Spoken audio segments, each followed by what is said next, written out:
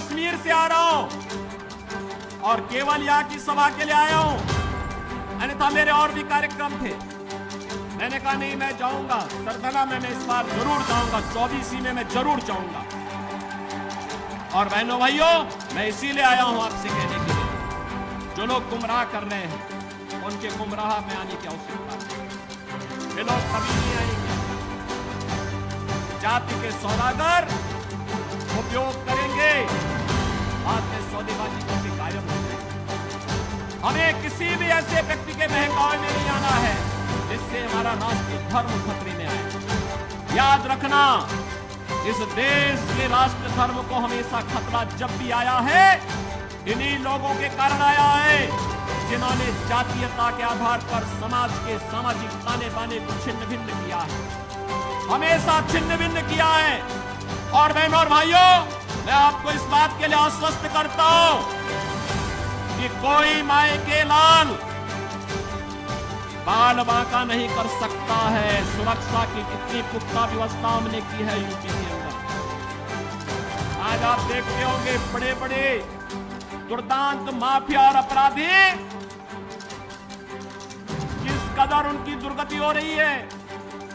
आप देख रहे होंगे, जिनके नाम से ही लोग कर्फ्यू जैसा माहौल होता था, आज उनकी दुर्गति क्या है हर व्यक्ति देख रहा है। इन माफिया और अपराधियों की स्थिति क्या है, आप रोज सोशल मीडिया के प्लेटफॉर्म को उठा करके देखते होंगे। एक दुर्दांत माफिया ऐसा भी था, बहनों और भाइयों, जब समाजवादी पार्टी की सरकार के समय चलता था तो मुख्यमंत्री हो या मुख्य न्यायाधीश, इन सब के काफिले रुक जाते थे और माफिया का काफिला निकलता था।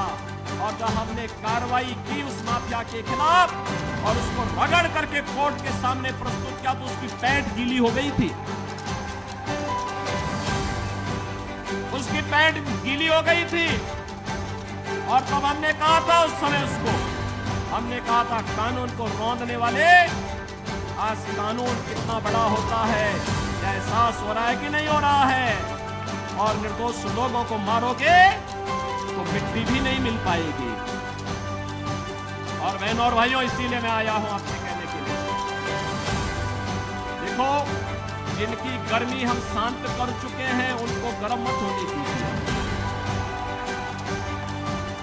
इस क्षेत्र को विकास की मुख्य धारा के साथ जुड़ने दो। उनकी सबकी गर्मी शांत हो गई है, वे गए काम से। और इसीलिए मैं आप सबसे अपील करने के लिए आया हूं कि पूरे देश की एक आवाज है, पूरा देश एक ही स्वर में बोल रहा है। और वह बोल रहा है कि फिर एक बार मोदी सरकार, फिर एक बार